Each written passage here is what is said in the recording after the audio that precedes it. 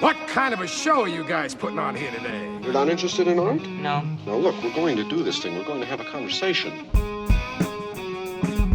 From Chicago, this is Filmspotting. I'm Adam Kempenaar. And I'm Josh Larson. Out here, there are certain nights when you just get this feeling that some psycho killer is gonna chop you up into a million little pieces. Oh, I like that feeling. Director Jane Schoenbrun may be flying under some people's radars, but they're quickly becoming one of the most exciting filmmakers of their generation. The new Teenage Sex and Death at Camp Miasma is the director's follow-up to 2024's I Saw the TV Glow. We've got a review, plus the new The Brink of War, starring Jeff Daniels. That and more ahead on Filmspotting.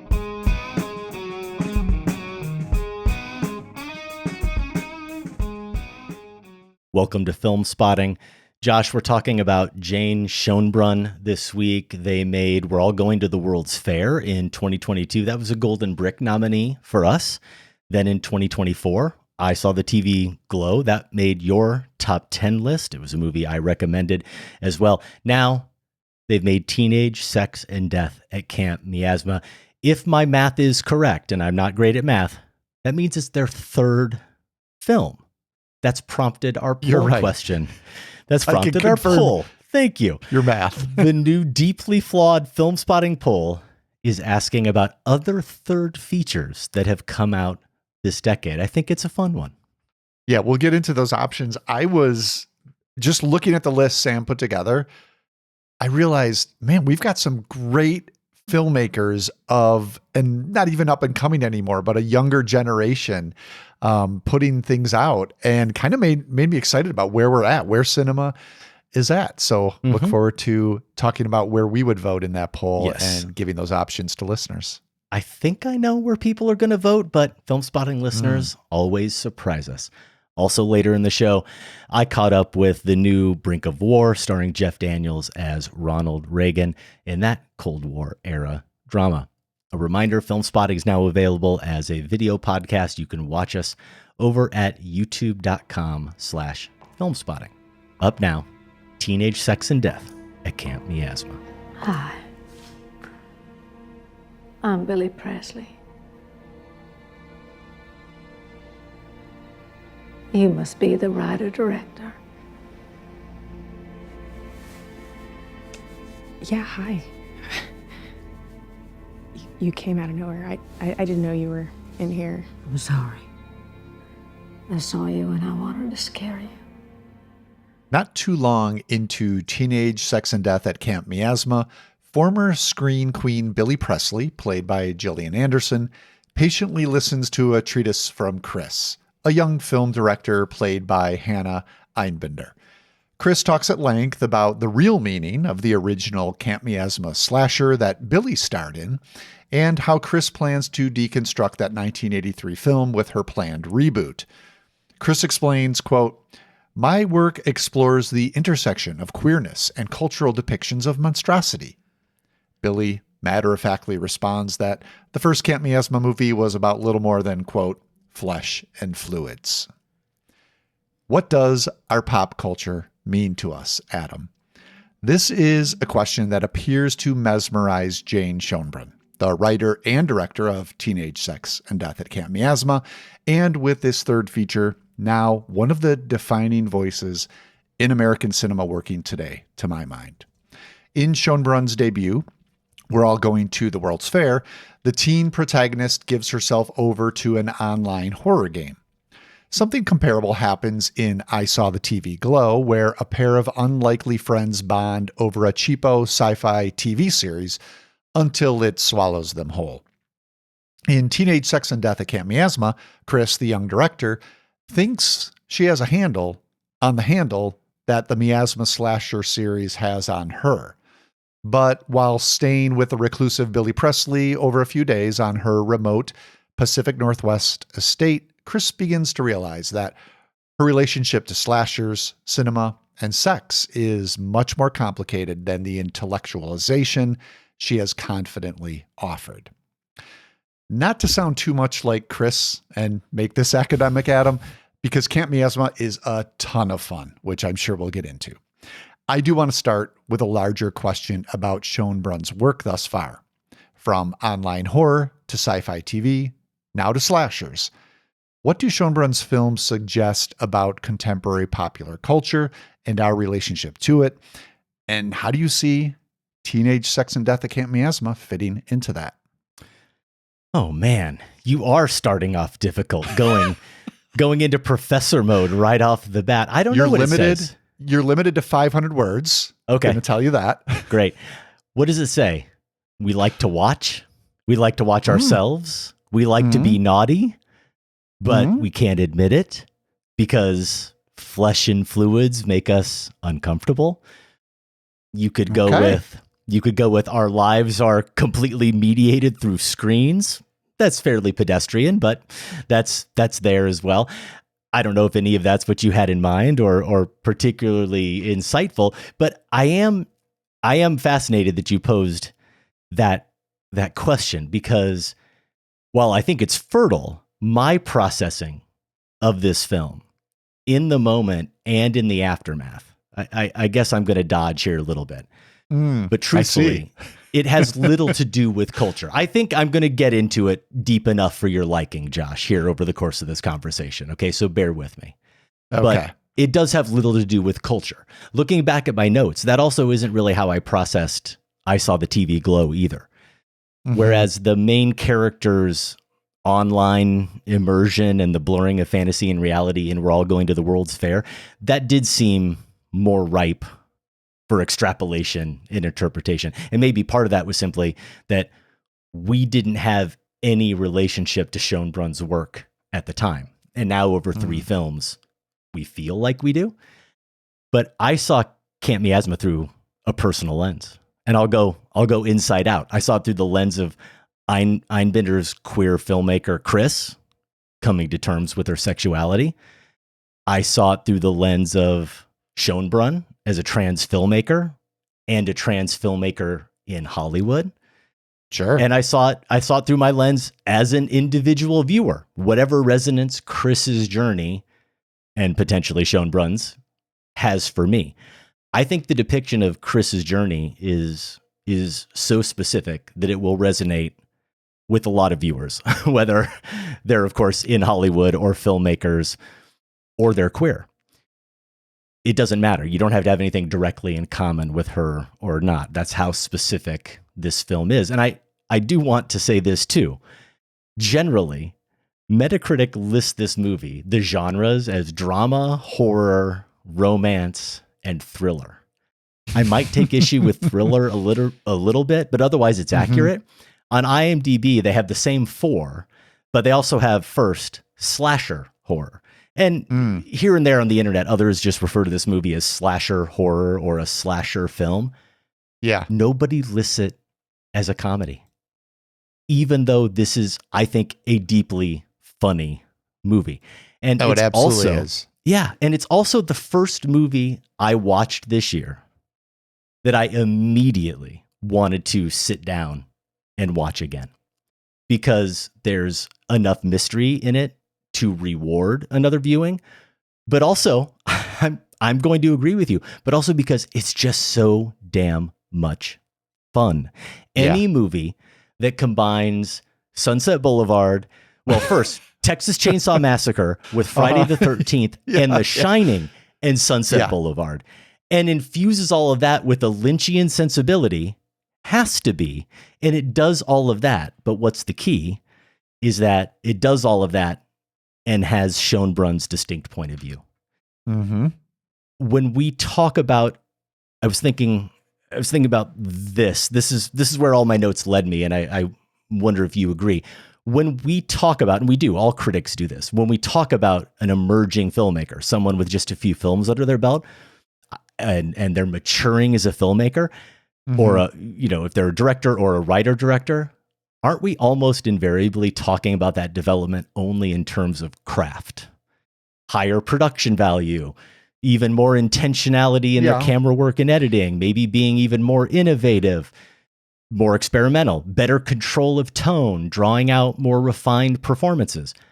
All of that is true for me here, But what makes Teenage Sex and Death so exciting is that Schoenbrun's evolution as a filmmaker seems to be unfolding in tandem with a deeper realization of self.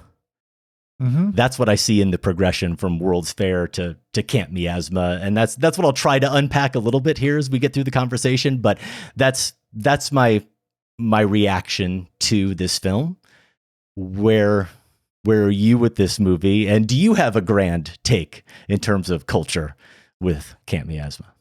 I think that's fair. I think it's, I think we see that in terms of a sense of self with other filmmakers, but Schoenbrun's material is so directly tied to their own experience that it's at the forefront. And to its credit, this is the opposite of navel gazing, because it is speaking from a personal place in a way that resonates beyond anyone who's coming from a trans experience. Honestly, we talked about this with I Saw the TV Glow, which was, a more clear parable, allegory, whatever term you want to use, yet the two of us found it deeply moving and affecting. So I think that's true in terms of an emerging filmmaker. This is why it's so exciting, is because there is that control of the exploration of personal interests and themes. It's so funny what you say about what genre to place this in. Now I'm in knots because I stupidly, when I designed my website, put a genre tag that I have to give, and it's only bedeviled me since, and I have no idea what I'm going to do with this one. Maybe I'll just agree with you and go with comedy. I also had a note early on, Adam, that I abandoned while watching this movie. I think it was when Chris goes to check in at the hotel and we get her conversation with the clerk who mentions how he had a part in an earlier Camp Miasma movie. And it starts to feel a little unnerving. And I thought, and I just wrote down, will this work as a horror movie? I threw out that question 20 minutes later because it no longer mattered to me. Right. It's writing its own rules.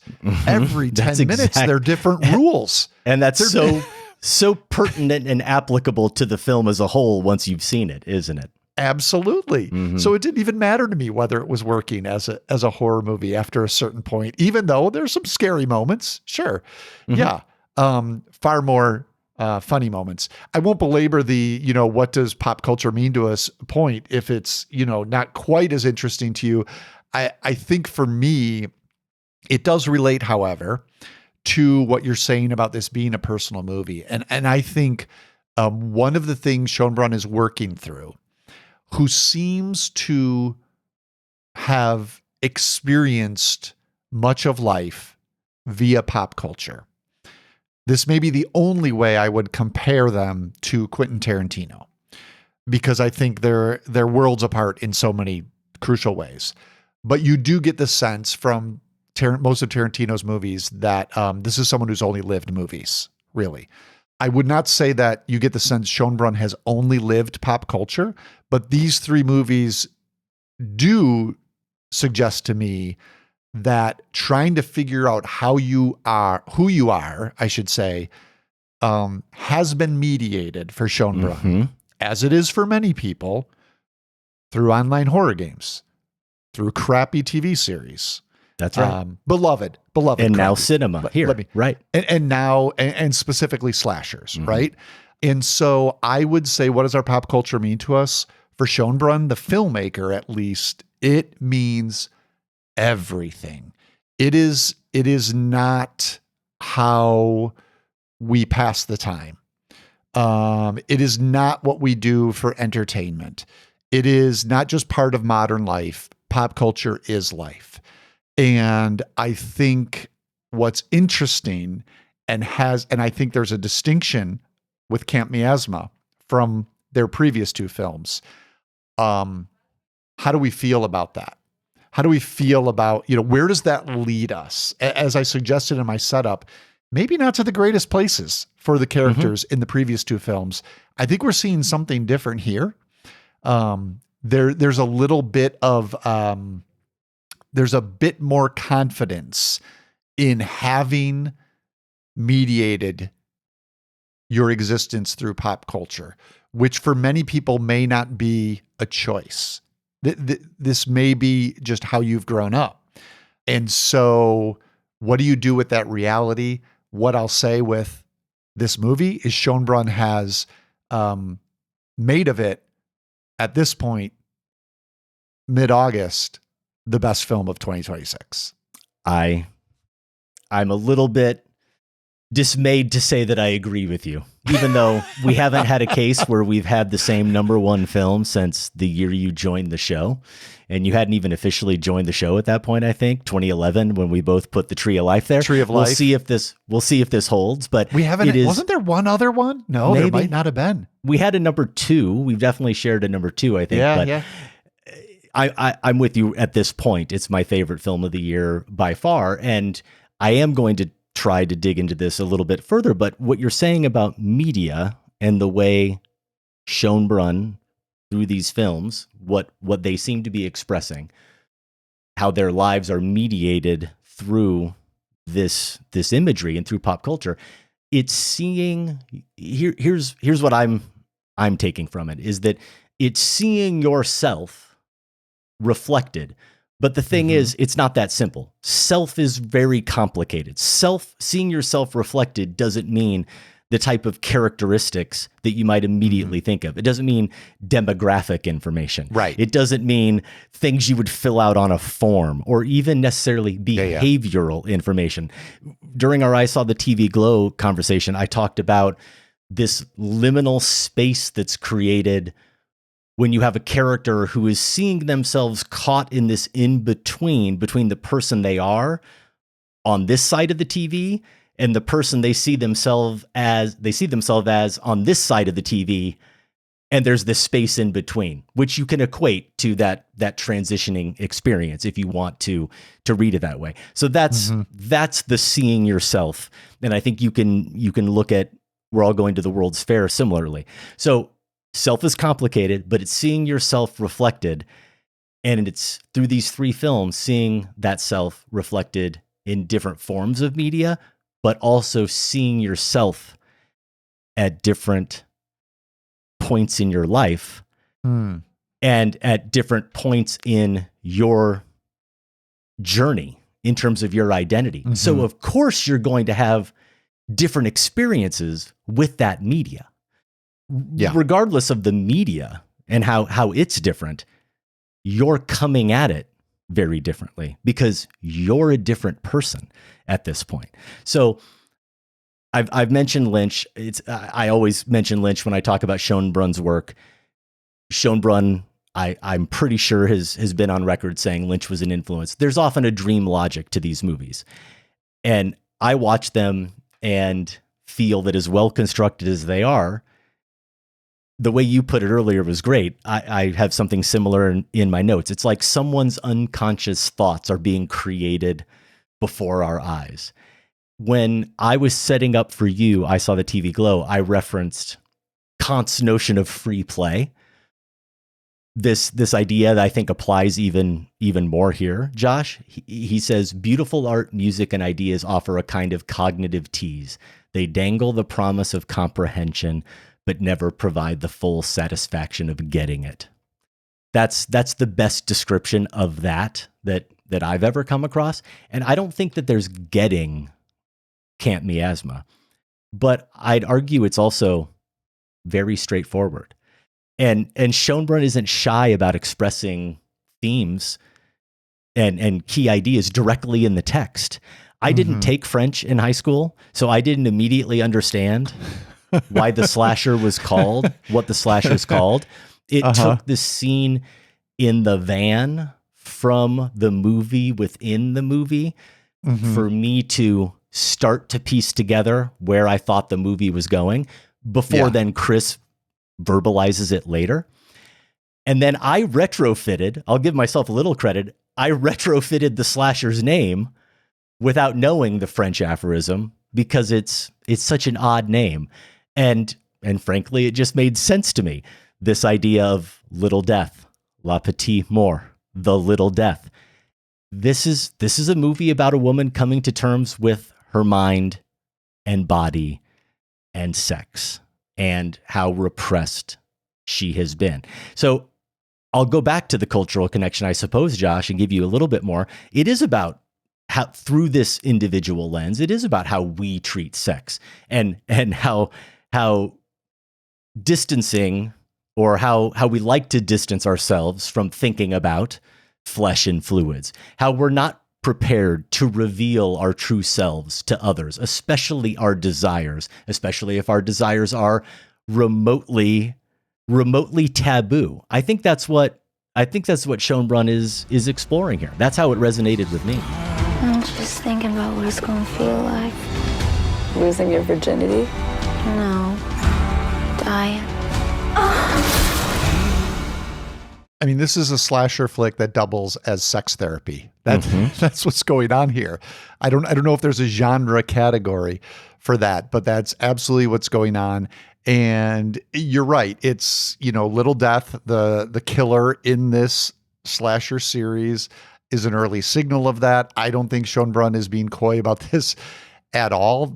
We have repeated returns to the central sequence from the very first Camp Miasma film, which is familiar to anyone who's seen a Friday the 13th movie, which is where the young character played by Billy is having sex with an older boy, and the killer comes into the room. And we see in her eye the reflection of the killer about to strike. And so this is the key to the whole movie, but we see it multiple times. And it's, I would say, also pretty clear the first time we see it, even though it's cut before the scene ends, the correlation that Schoenbrun is making here between sex and death, right? I mean, this movie, when we did our preview, I said it was catnip for me because in my horror book, I have a chapter, Sex and Death. This is a subgenre of horror. And one of the exciting things about Camp Miasma for me is how it's moving that conversation forward from, Friday the 13th, even a much better movie like Halloween, even my beloved Nightmare on Elm Street. They deal in this puritanical notion of titillate the audience, but then also punish the characters so the audience can be conscience free, right? At the end. So it's this bizarre, messed up. These are the sort of things that mess people up when they see them too young, which is something Chris actually says in the movie. What is a movie like Friday the 13th communicating? Is that sex is exciting and bad, right? And you're going to die for it. That's messed up. And so this is a movie that's moving the conversation forward. I've argued, as we did recently for Filmspotting Family members, in a bonus episode, that something like It Follows from about 10 years ago similarly moved that conversation forward in an interesting way. Here we have it much more personal, though, to go to your point about Schoenbrun's filmmaking style. This is processing the sort of, whether it's repression, whether it's personal hangups, whether it's societal pressure, whether it's moralizing, that sex is supposed to be a gift and is a really messed up thing for human beings because of our frailties, and all sorts of reasons, right? And so this is an entirely specific working through of a hang-up that you might describe as perverse in some ways. How Chris gets to where she gets to at the end of the film. But that's because it's so personally specific. At the same time, going back to TV Glow, it can be opened up to interpretation for everyone's trying to wrap their mind around what sex means for them, which is also an incredible accomplishment for this movie to be able to open itself up that wide as well. So yeah, I think I was hoping this is where this movie was going to go. And it delivered on that in so many ways. I think to get into more specifics would reveal spoilers that we probably don't want to do. So, I don't know. Maybe now can we start talking about how fun the movie is? Well, it sounds like a sex therapy session. I don't know that we need to necessarily dig into this part any further, but I suppose I at least want to make my case a little more substantially and say that I only have minimal knowledge of Schoenbrun's bio, but having now reviewed 3 films, you pick up on a few things over the years. And when you look at the progression of these three films, Josh, we're all going to the World's Fair. You have a character who is overwhelmed by a feeling of alienation, of confusion, of unease. I believe Schoenbrun at that point had not transitioned. With I Saw the TV Glow, which we mentioned, I said a movie I read is attempting to reckon with having just transitioned or making that decision. Schoenbrun had at that point just gone through that. Here we are now, a few years later. For the first time, perhaps you feel like you know exactly who you are. But that doesn't mean you're fully equipped for all the experiences that now you're going to have, or that you're free enough to try things that you haven't tried before, or try things that perhaps you were deeply uncomfortable with previously. And are you willing to go to those scary places? How do you get to that? How do you now progress to that? So I'm already thinking about what Schoenbrun's fourth film might be like, right? As Schoenbrun starts to continue this evolution. And it brings me back to I Saw the TV Glow and the intertextuality here, the way these movies connect, because in my notes, I mentioned how the character Owen, this is what I was alluding to earlier, the different self at different points. Owen rewatches The Pink Opaque on streaming, the pilot, for the first time in years. Yeah. And it's different than he remembered. Right? Yep. Because that character is now different. It's not just that 5 years have gone by, that character has undergone a transformation. And here in this film too, remember what Chris says when she rewatches the Camp Miasma film for the first time. She says, I saw it like I had never seen it before. And there may be lots of reasons why she sees it that way, but part of that is, I think you can suggest that she maybe hadn't actually watched that first film since she was a little girl. Those flashback shots that we see of her watching when she's a little kid. Right. And she obviously is a little girl who is not out, and she is now out as a queer woman, watching it through completely different eyes. So of course she's seeing it a different way. So I think you can make potentially those parallels to Schoenbrun's life as well. That is at least how I'm seeing the film. Now we can transition, no pun intended, into whatever fun stuff you'd like to talk about, because there is so much here.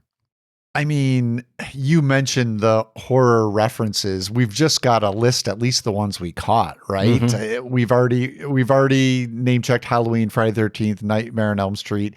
I think you mentioned The Shining. Yes. Videodrome. A couple of visual Videodrome touches. Sure. Texas Chainsaw Massacre. Well, Evil Dead with all the blood spurting. Oh my gosh. Evil Dead, Evil Dead 2. Yeah. That's part of the comedy, right? It's horror comedy, actually, in a lot of ways. In the actual like kill scenes, Schoenbrun is pushing it towards that direction, the comedy direction. M. Night Shyamalan's The Visit, and Sunset Boulevard, sure, let's call it a horror film. Why not? Here's the point about all those references, though, Adam. None of them are lazy. None of them are intrusive. They're just living in this movie's blood. It's almost like they have to be there, not that Schoenbrun wanted them there, or worse, the audience expected them there. They're just embedded in what this movie is obsessing over and trying to wrap its own mind around.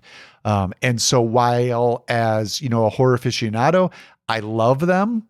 I think the reason I don't roll my eyes at any of them is because they're so intricately interwoven into what the movie is trying to do. And beyond the references, it's just the moment.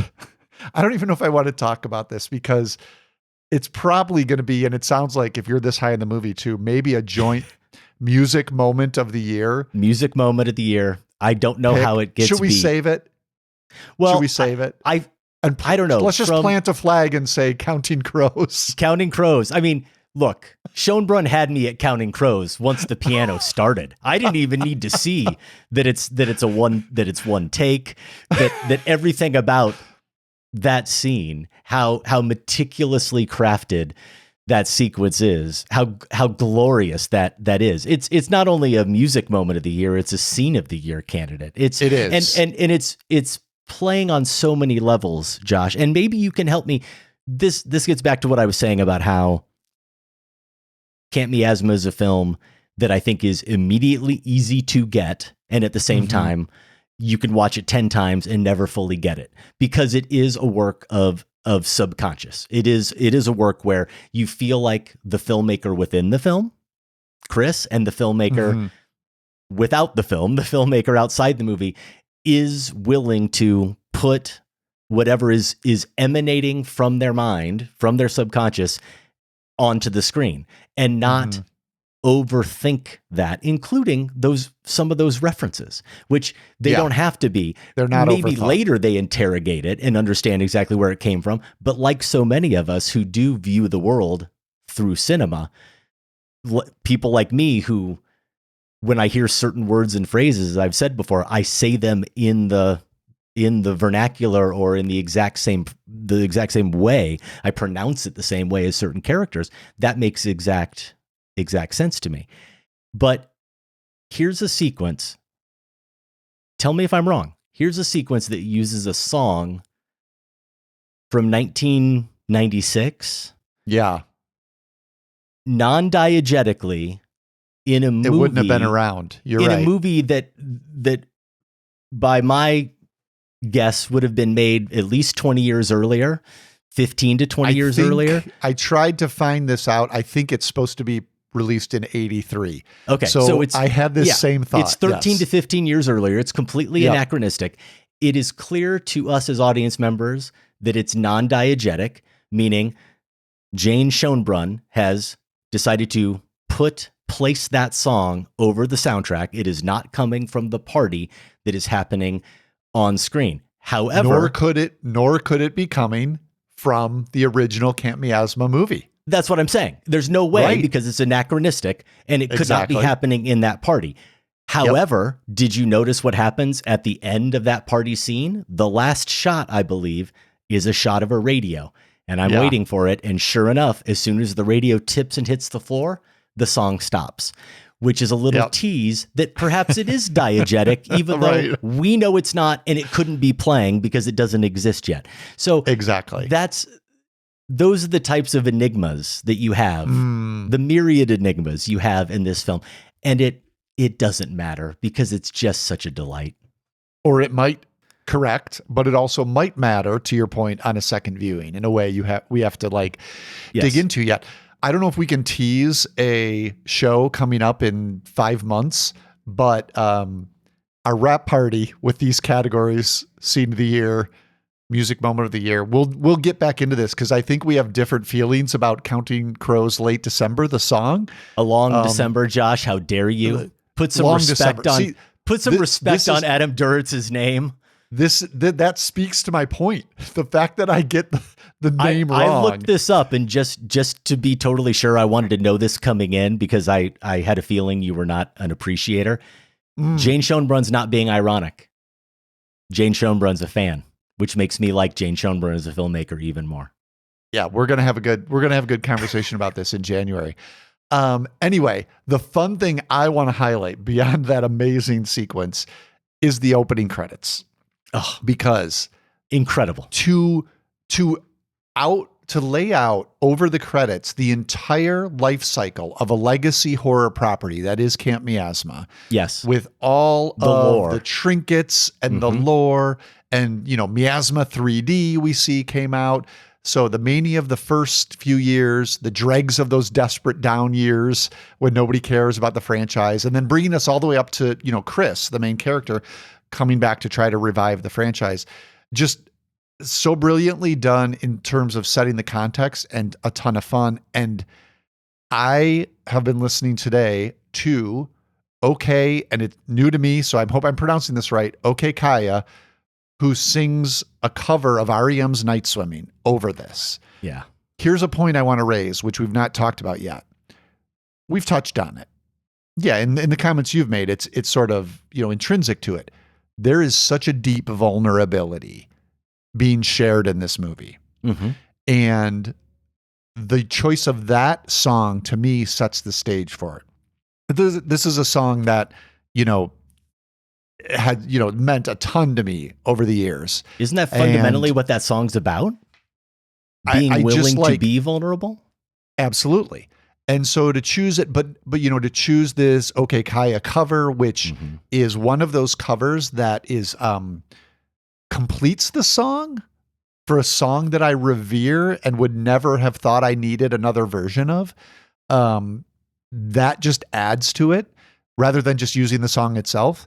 And to juxtapose it with these fun, entertaining elements of Camp Miasma lore, I think tells us like there's something deeply personal that's going to be shared in this movie while we're going to have a ton of fun. That credit sequence is just out of this world. I was sure this was going to be one of my favorite films of the year at the end of the credit sequence. And then the long December sequence just cemented it for me. It's kind of like, one of those instances where you're like, oh man, just don't screw it up from here. No, you're right. You're right. It is like because it is just such good storytelling. It is here again, so specific, so clearly made by someone who understands and loves these films and understands what's problematic about these films and understands why they feel the way they do about these movies, or is still trying to investigate why they feel the way they do about these movies. And it's rendered in such an artistic way. And to get, I didn't count the minutes, how long that song is, but to get in that 3 or 4 minute span, the entire arc of the Camp Miasma series, to cover 3 decades at least and have it all make perfect sense. Yeah. Is really a feat. Now, I don't know if this would get you into trouble, Josh, but the song I've been listening to nonstop, I already have A Long December on shuffle, but the song I've been listening to nonstop is the tune by Andy Schaaf, Satan. I've been listening to Satan nonstop. What a great song. What a great song that is. So I want to give you a few quick hits. Did you notice who the performer is playing the DJ in the scene? Eva Victor. Yeah. Yep. So great. So this one might be a bit of a stretch. It's either a stretch or it's completely obvious. I don't know. But Little Death's mask. I think in that opening credit sequence, the media even refers to him as Air Vent Man. Air Vent Man, yeah. That's effectively what he is. He's wearing an air vent on his head. So bizarre. And it makes total sense going back to how you were describing the scene that we've seen in all these horror films. If a woman, it's always a woman, a young woman is having sex and usually, as is the case here, is disassociating and staring off at the ceiling, they could be seeing an air vent. Right. So this is the sex and death connection here. So the air vent is what Little Death is wearing. But there are at least 2 times in the movie, I also thought Schoenbrun was making, and this would make sense if they was making an explicit connection between the way the air vent looks. I don't know how to describe what makes an air vent look like an air vent, but everyone can picture one as I'm talking about it. And the lenses of a projector. Yes. How they have, that same shape. For sure. You see that a couple times in the film.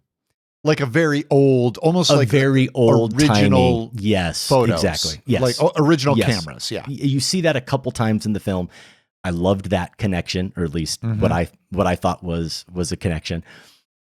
Going back to the personal journey and potentially the personal journey of a filmmaker in Hollywood, of a trans filmmaker in Hollywood, whether it's exactly true or not, the touch here, because it just seems so true. It seems like it has to be true, Josh.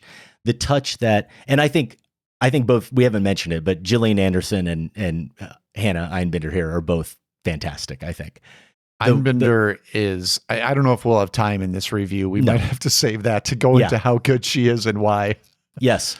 She, as a filmmaker, describes, I think she's describing to Billy, that the reason, she understands that the reason she got picked to do this series is just because it's all about IP. And they picked her only because she's queer. And so that basically gives the studio some padding with the media and fans, because they're reviving a misogynistic and problematic, transphobic series. But all they care about is the IP. And so if they have a queer filmmaker, they can trot that out there and say, well, they're doing it for us, so they're gonna set everything right. See, we know what we're doing, and we're being sensitive to all of that. Right. But after they do that, after they bring it back, after they revive it, they can do whatever they want with it. And the money, of course, is the objective. You have to imagine that Schoenbrun has been approached, Offered, has been offered something like that, and so I found that very intriguing. Chris's Zoom meeting with the studio. The Zoom meeting is something in this film. And that's a great performance scene for Einbinder too. It is. Just like diving right into our artistic delusion in her pitch. It's so good. Did you notice too that air vent imagery is something that pops up in other places, like at Billy's house in the background of her wallpaper, all of her paintings. It's there. The last thing I'll mention, and I'm not going to say it because it's going to be a nominee for me for funniest moment of the year. There is a scene where they're watching the original Camp Miasma, and Hannah, being the ultimate film geek, when a shot occurs on screen. Oh, I know where you're going. Yeah, it's funny. Says it's out good. loud it's good. to Billy exactly what kind of shot it was. And I was watching it with Sophie.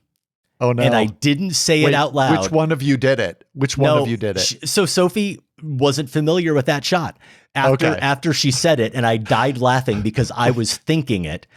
I paused it, and Sophie said, "So what's that?" And I explained it to her. I said, "So see how this is occurring there on screen?" See, I was imagining the two of you turn to each other and, like in a sitcom, said it at the same time. No, it ended up being a nice teachable film moment. But I'm thinking it. I'm sure lots of film geeks are thinking it, and film geeks can be annoying as hell watching movies, and she's annoying as hell watching that movie in that moment. She just cannot help herself. And even better though, Josh, is it's not just that she says it, it's Schoenbrun capturing Billy's reaction to her saying it. Yeah. Billy's just like, just this face that couldn't be less interested in her saying that, and knew it was coming too at this point. Right. So nice visual callback to that later in the film too. Yeah. Is there anything else at this point we need to cover with this movie? There's a ton. But it sounds like we're both so enthusiastic that it will be coming up again and again. I'll just say this about Einbinder, because I don't want to, entirely leave the performances to the wayside. It is a performance that grows in complication and revelation in a lot of ways. I guess what I would say is I had no idea, and part of this is the script, but it's also in the performance, that the character I thought I knew in the first half hour is who I would come to know by the end.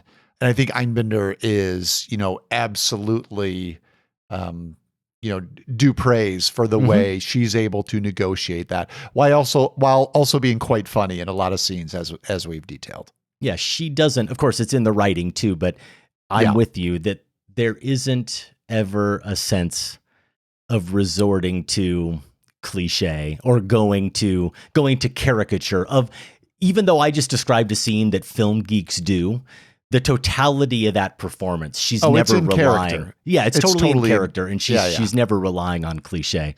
And it is quite a complex performance. Teenage Sex and Death at Camp Miasma, currently playing in limited release. Tell me this, Josh. Why would kids go to a camp called Camp Miasma? Didn't they look up what miasma means? I looked it up. It's not good. What a great word for just sort of the filmmaking that Schoenbrun does, honestly. Yeah. And yeah, you would not catch me at Camp Miasma. No, it's currently playing in limited release. If you see it and agree or disagree with our thoughts, you can email us feedback@filmspotting.net. Let's take a minute to thank the Filmspotting family, which honestly, all of you listening should join right now because you could do so for 20% off this month. We're having a 20% off sale on membership through August 31st. You just have to use the promo code SUMMER and you will get that deal and you can join the Filmspotting family, which means you can be part of the biggest source of support for the show. Membership is the single largest source of support that we have. It keeps us doing what we've been doing for over 20 years. And this week we want to thank a couple of family members. They would be Stephen. Oh man, tell me, Adam, if I'm getting this one right. That's where I was going. All right, okay. Stephen Bisaccia in Milford, Connecticut. Thank you, Stephen. And we also want to thank Stephen Sands in Coral Springs, Florida. Thank you both. Well, why does Sam pick two guys with the same name? I mean, messing with us as usual. Listeners can't tell that they spell Stephen differently. That's not on the page in front of them. True. Stephen B. writes, funnily enough, the first episode I listened to was Adam and Josh diverging on the Joker. I found the discourse around the film fascinating and appreciated the way you both navigated the disagreement with humor and openness to differing perspectives. It's good we finally figured out how to do that. Did we do that? Okay. I don't know. I think we did. Yeah. I live for the year-end reviews. It's a great way to get exposed to movies that might have flown under my radar. Same goes for the Golden Brick Award winners and nominees. As an indie filmmaker, I love that you guys take time to highlight smaller films. Let's hear from Stephen S. Have been listening since the beginning. Adam's love of All That Jazz, one of my all-time favorites, kept me coming back at first, but the banter and the deep dives always remind me of my days in the theater department at Point Park University and the Pittsburgh Playhouse discussing film and performance. I enjoy seeing how often I guess what Adam's and Josh's top 5 picks will be and how they compare to my choices. But the one that sticks in my craw is from your top 5 movie meals, episode 817. How the end grilled cheese sandwich scene between Jon Favreau and Roy Choi in Chef was not included is a travesty. Have you seen? I haven't seen Chef. Have you seen Chef? That's the thing. It's tough for that to make our list when neither of us have seen it. I have only caught moments of Chef on HBO here and there, but I've never been moved to watch the whole film. Can I offer a tip as an apology to Stephen S., since he seems to be a connoisseur of grilled cheese sandwiches, as am I? What's your tip? You do it in the pan, right? Like everybody does. And then when you get the bread, just golden crisp. Sometimes, depending on how much cheese you put in, the cheese isn't all melted through. This is why you need a toaster oven. Pop that thing in the toaster oven after grilling it for, 30 seconds, a minute. It's going to be nice and gooey inside. You still have the crisp on the outside. There you go, Stephen S. Do they do that in Chef? Tell me if they do that. Probably not. Maybe. Julia Child here. I love it. We'll see what tips we get next week. Movies they credit with becoming cinephiles. Stephen B. Strangely enough, The Stanford Prison Experiment. It just played at the right time when I was in college and was the right encouragement for me to want to switch my major to film. Stephen S. says, Siskel and Ebert's recommendation of Diva in 1981, the first foreign film I ever saw, made me realize there were more than just genre films to be seen. Well, thank you very much, Stephen B. and Stephen S., for your support and for listening. If you'd like to follow them both on Letterboxd, you can follow Stephen B. at BISACC. Stephen S. is at Take One, the number 1, Sands. More information about joining the Filmspotting family is available at filmspottingfamily.com. You get access to our ad-free feed. You can listen to that on Apple or Spotify, wherever you get your podcasts. You get our weekly newsletter, the family-only Discord. You get exclusive opportunities like being part of our 20s and 30s madness. We're trying to figure out which 8 films are going to be in our super madness next year. We do know that at this point, but we don't know which film is going to be crowned champion yet of this tournament. We are down to the final 4. The selection committee continues to be very good at seeding because the 1, 2, 3, and 5 seeds have advanced. And in all fairness, it was really a toss-up between the 4 and 5 seeds, which one should be 4. It was Stagecoach or City Lights. And Stagecoach got beat in this tournament. City Lights did advance. So we've got 4 incredible films. And as Sam pointed out in our newsletter today, Josh, that went to Filmspotting family members, 2 all-time silents from the 20s in Sherlock Jr. and City Lights, Chaplin and Keaton. It makes perfect sense. And then you from need the to have 30s, both of them still. you at need this to have both point. of them. I mean, come on. And then from the 30s, we've got The Wizard of Oz and M. It's a great Final 4. Can't wait to see how it turns out. And we also have August blind spotting ahead. 3 films that all 3 of us, including producer Sam, haven't seen. One from Scorsese, one from Wim Wenders, one from Kiyoshi Kurosawa. These are the things you get to decide as part of the Filmspotting family. You pick the movie we have to watch and talk about, and that will come to you later this month. Again, the promo code is SUMMER, and you can sign up at filmspottingfamily.com. President Reagan, you got us here, sir. You got the Russians to the table. Gorbachev came to play. But if we fail here, there will be war. In wide release this weekend, The Brink of War. This is set during the 1986 Reykjavik summit between U.S. President Ronald Reagan and Russian President Mikhail Gorbachev. Jeff Daniels plays Reagan and Jared Harris plays Gorbachev. J.K. Simmons and Hope Davis are also in the cast. Now, Adam, we weren't quite teens when this took place, but that phrase Reykjavik summit sounds vaguely familiar. Certainly, we remember Reagan, obviously, Gorbachev as well. What does the movie have to offer on this 40-year-old event, and any sense of why now? Why this story now? There's definitely a sense of why now. There's a fair amount of timeliness. I don't remember anything about this event as it was happening in the present day. Back in the mid-'80s, we were both fairly young at the time. I did have a fair bit of backstory and knowledge going into this movie, though, because I had watched just like a year ago a documentary just about this summit. And I swear to you, I tried to find information about this. I watched it as a screener, I thought it was a Sundance movie, but I can't find it. I cannot find the name of this film. I talked about it on the show briefly. I thought it was uneven, but it was fascinating because it got in just to the minutia of this film, like taking all of the papers, everything that had been transcribed, how this whole thing came together. So I had some of the backstory here going into watching this movie. It's an on-the-nose paean to good old boy diplomacy that's nevertheless enjoyable and worth heeding. That's the timeliness. That's part of the timeliness. At one point, George Shultz, who's played by J.K. Simmons, he's the Secretary of State to Reagan. He and Reagan are having a conversation. I think at this point, they've just made what they think is really significant progress towards arms reduction. And Reagan quotes something that Margaret Thatcher told him: everything in the world is settled by 2 lads and a pint. And the movie does want to, I think, put forth this notion. The writer-director, Michael Russell Gunn, wants us to consider that despite our differences, and Reagan and Gorbachev, as depicted in the movie, couldn't have more divergent worldviews.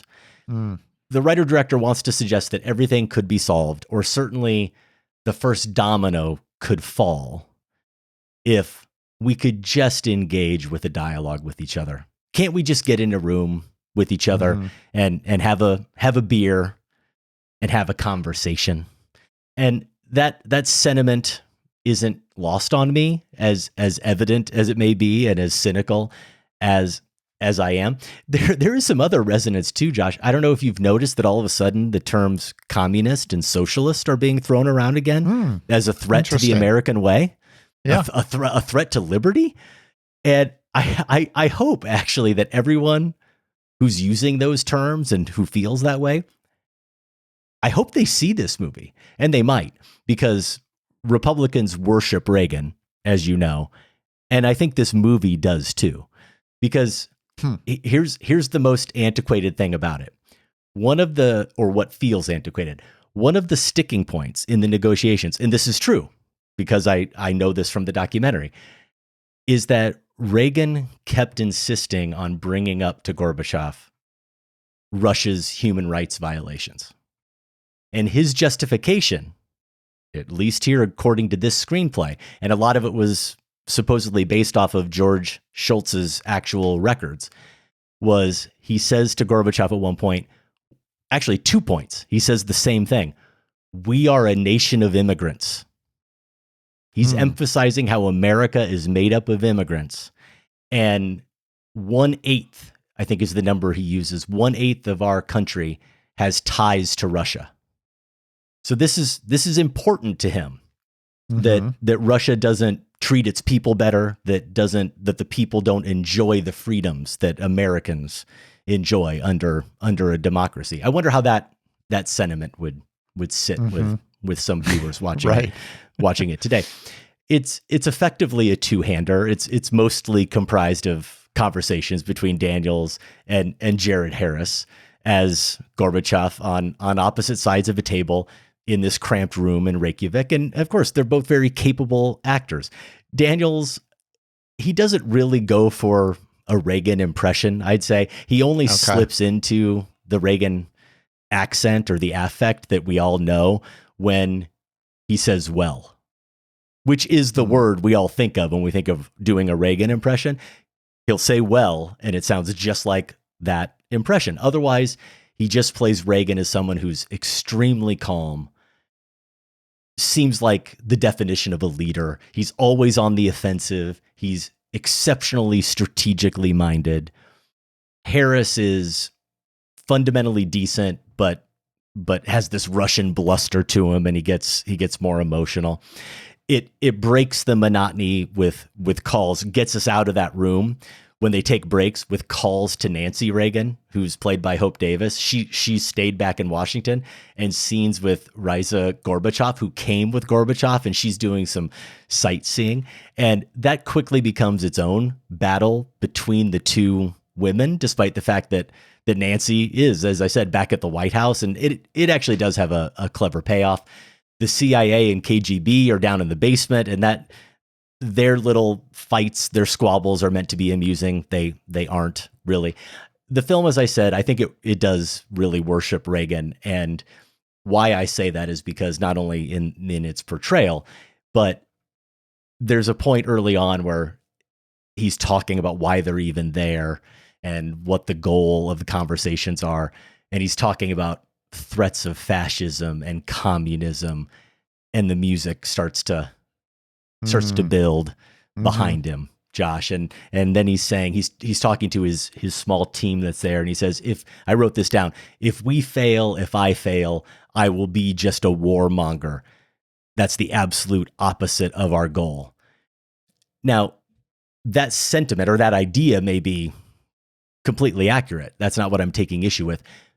A lot of the dialogue feels like it was written with the benefit of hindsight. It doesn't. It feels like movie dialogue. It does not feel like anybody in that room, like I would imagine them actually speaking to each other. They're making pronouncements. They're making these declarations to each other. It tries to humanize Reagan by showing him having these nightmares because he got shot. You know, the attempted assassination by Hinckley, even though that happened 5 years earlier. Yes, I can understand there may be some trauma still, of course, because of that. At one point, too, Schultz is with him in his room, and Reagan is changing his shirt. And the camera keeps, like it's from Schultz's point of view, focusing on Reagan's stomach. It feels completely random. And Josh, I think the point is that Schultz is noticing his wounds or something. But it happens so quickly. They're flashes. It's bizarre. It's bizarre more than anything else. You don't really understand why Schultz is looking at the president's bare body, or why we as audience members are being drawn to look there. To look there either. But look, if you like watching intense situations where people are trying to use whatever leverage they have against each other, and I do generally, then this movie will work, especially when the entire fate of the world is at stake. And it does remind us, I suppose, of a time when diplomacy actually seemed possible, and having a leader who could think strategically seemed possible, and having a leader who actually read the binders seemed possible, and someone who acted out of thought of legacy and safety for the American people. So that's partly why I'm positive enough on The Brink of War, which is out now in limited release. I can understand that. Actually, wide release, The Brink of War. I think I said limited release. If you do get a chance to see that movie, I would love to hear your thoughts. It was my dream. Sometimes, to do what's right, we have to be steady and give up the thing we want the most, even our dreams. It's time for some poll results. A couple of weeks ago, we asked you to choose one and only one Spider-Man movie. Your options in chronological order were Spider-Man from 2002, Spider-Man 2, Spider-Man Homecoming, Spider-Man Into the Spider-Verse, Spider-Man Across the Spider-Verse, or if you thought we left one of the Spider-Man movies out that you prefer, you could write in other. Josh, how did it come out? I think Sam did okay here. Other was in last place with 4%. Then came Spider-Man Homecoming, the 2017 film, with 5% of the vote. A jump up to 11% of the vote. That went to Spider-Man from 2002. 15% of the vote went to Spider-Man Across the Spider-Verse. And then it came down pretty much to these two. In second place was Spider-Man Into the Spider-Verse, 32.60%. How do you say this? 32.6. Yeah. 32.6. All right. I don't get into math. Once the decimals are involved, I'm out. First place went to Spider-Man 2 from 2004, 33.3. Let's call it that. Wow. Percent of when the we're vote. getting into decimal points, that's an indication, yes, of just how close it was. And validation here, we thought that Into the Spider-Verse and Spider-Man 2 would compete for the top spot. That's why we picked them for our movie deathmatch episode a couple of Mondays ago. And here they are, so close together. And Josh, the thing is, Sam just picks that as he's putting these pages together for us earlier here the day we're recording. But the poll hadn't closed. So while you were going through the results, I decided to go and see where it stood this minute. If any other votes had come in, usually, of course, nothing has changed because there's enough distance between the candidates here. I am not kidding you. I just closed it officially. It flip-flopped? It did not flip-flop, but it is now 33.09% to 33.09%. We have a tie. Oh, what are we going to do? I don't know. Has this happened They both before? get to be saved. They both get to be free of the incinerator. Yeah, I like that. Yeah, it's perfect. Here's Aaron.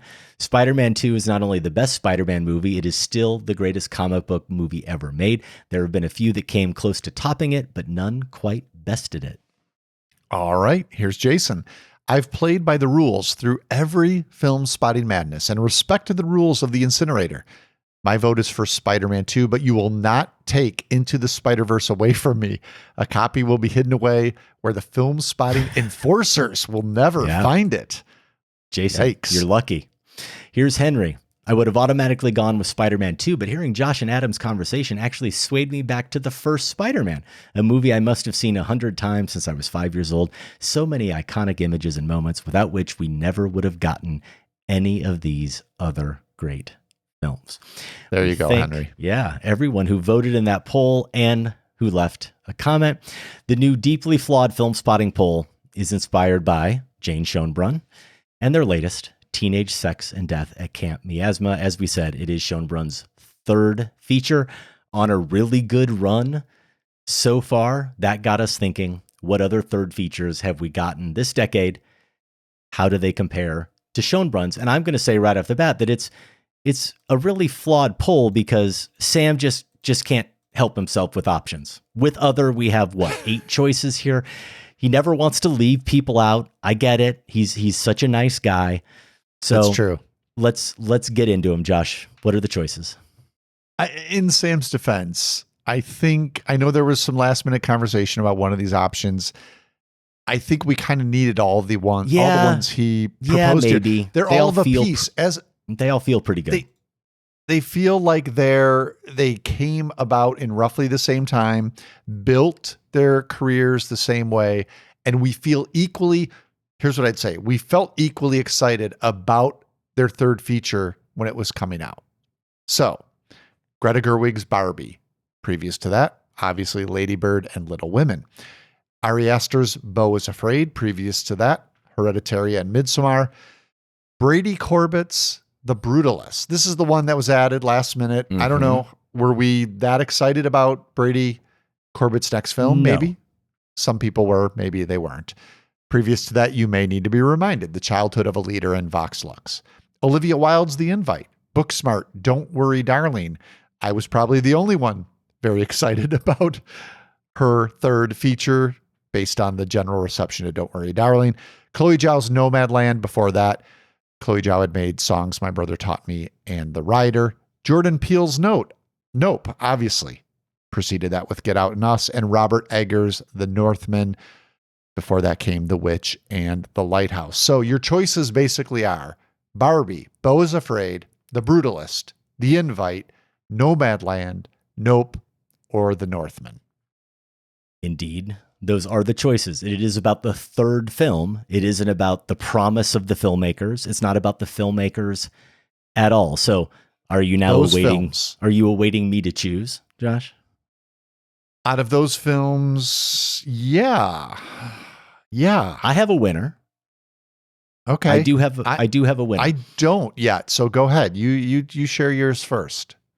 Well, my favorite filmmaker there, not my choice, obviously, is Greta Gerwig, because Greta Gerwig made my 2 favorite films that are on the list, and they are Lady Bird and Little Women. But they're not Barbie, so that's not going to be my choice. Brady, I think it's Corbet. I'm trying to remember. I know. I was trying to remember when I said it too. Correct pronunciation. Brady Corbet is the one that doesn't feel like he completely belongs, because I haven't seen those 2 previous films. I'm going to be totally honest and admit I haven't even heard of the film The Childhood of a Leader. I don't think anyone, or I'm not going to say anyone, that's absurd. I wasn't anticipating The Brutalist. When it came out and it played at the Chicago Film Festival, that was the first time I had heard of it. So I was definitely not anticipating it. However, it is my favorite film on this list. Before Brady Corbet and The Brutalist got added, Nope was my choice, but The Brutalist is my favorite film, and it's not really close. So that's an easy one. That's an easy one for me. Now, if you dipped into other territory, I could consider Todd Field's Tar. Give me movies about temperamental artists, apparently, and I also do love In the Bedroom and Little Children. But I'm going on the list. I'm sticking to the list. I'm going The Brutalist. So for me, from the list,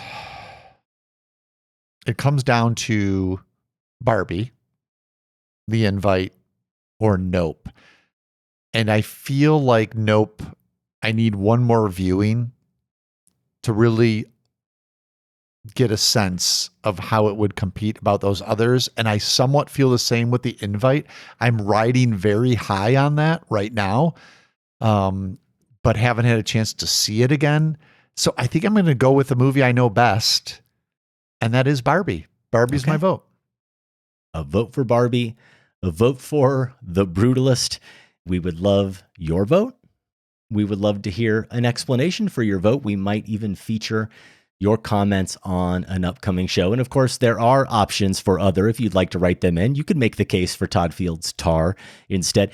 Didn't feel to Sam, and I suppose to all three of us, like they quite fit in with the rest of the gang. Charlie Kaufman's I'm Thinking of Ending Things. Eliza Hittman, Never, Rarely, Sometimes, Always. Kajillionaire, the third film from Miranda July. Are there defenders out there for Alex Garland's Men? I don't know. Wouldn't be I liked high Men on my quite a list. bit. Did you? Yes. We did discuss that film. I didn't remember us having a strong disagreement about it. I was definitely very mixed on that film. Maybe I didn't review it with you. It's possible. I feel like all of those, they feel of a different group of filmmakers. Like, is Todd Fields going to make, is his next movie 10 years from now? Maybe, I don't know. Maybe he has something coming out this fall, but I feel like the group Sam landed on for the most part are filmmakers who came up around the same time and we're going to be following for a long time as a group. So that feels right to me. 874 was the episode. That was the episode you debuted the Garland scale. So we did discuss Men yes. together. Who could ever forget? Who could forget? You can vote once again and leave a comment at filmspotting.net. The link and the poll are right there on the main page. We will share the results in a couple of weeks. Josh, that is our show. If you want to connect with us on social media, you can find Adam and the show on Instagram, Facebook, Letterboxd, YouTube, and Blue Sky at Filmspotting. You'll find me at Larson on Film. We are independently produced and listener supported. You can support the show by joining the Filmspotting family at filmspottingfamily.com. You can listen early and ad-free. You'll also get monthly bonus episodes, a weekly newsletter, and access to the entire show archive. You'll get all of that for 20% off through the month of August. Just use promo code SUMMER. For show t-shirts and other merch, go to filmspotting.net/shop. How about this, Josh? In limited release, completely off our radar, I feel like we're saying this more and more, The Rivals of Amzia King. This is director Andrew Patterson. His follow-up to 2020 Golden Brick nominee, The Vast of Night. That's right. Interesting film. And it's got Matthew McConaughey in it. It's got Kurt Russell in it. What? Yeah. McConaughey is the title character, a beekeeper who reunites with his former foster daughter. It premiered back at the 2025 South by Southwest. Our friend Mitchell Beaupre says it's a shape-shifting, soul-stirring, sonically sumptuous delight. That's a lot of S's. Well done, Mitchell Beaupre. Also out is Wet Hot American Summer. Played Filmspotting Fest. Now it's being re-released on the occasion of its 25th anniversary. Go enjoy that with an audience. In wide release, Nimrod's three friends journey from Kansas City to LA, mistakenly believing their band is opening for Green Day on New Year's Eve. That happened to your band, right? Yeah, something just like that.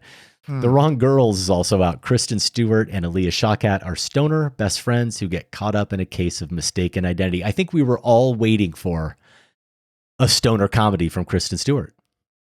I mean, Aaliyah Shawkat, that's a pretty good duo, actually. This sounds kind of good. The Brink of War is out, and David Robert Mitchell's The End of Oak Street. Big week in the Filmspotting feed. We will close out on Sunday our Dissident Cinema Marathon with our awards. On Monday, another episode of The Movie Racket with Michael Phillips. A lot of talk of adaptations in the news lately, of course, with The Odyssey. So this show will be all about that. The movie laws of book to film adaptations with David Kajanik, who adapted. He's a screenwriter who adapted 3 films for Luca Guadagnino, including Suspiria. On Tuesday, Filmspotting SVU has the latest from Louis Leterrier, The Last House, and I'm very eager to see this one now, Josh, just based on the cast. Greta Lee, Wagner Moura. Not bad. Pretty good pairing. On Thursday, part 2 of the Next Picture Show's pairing, which is Pixar's Ratatouille and Anthony Bourdain's Tony. And finally, on Friday, the Filmspotting Mothership. You'll have a review of Tony. I can't see it for another couple of weeks yet, unfortunately. Very, very excited to. and you plan to share a few thoughts on Tony because you have already had the pleasure of seeing that. I've seen it. Interesting film. I'll share more later. Filmspotting is produced by Golden Joe Dassault and Sam Van Hallgren. Without Sam and Golden Joe, this show wouldn't go. Our production assistant is Sophie Kempenaar. Special thanks to everyone at WBEZ Chicago. More information is available at wbez.org. For Filmspotting, I'm Josh Larson. And I'm Adam Kempenaar. Thanks for listening. This conversation can serve no purpose anymore. Goodbye.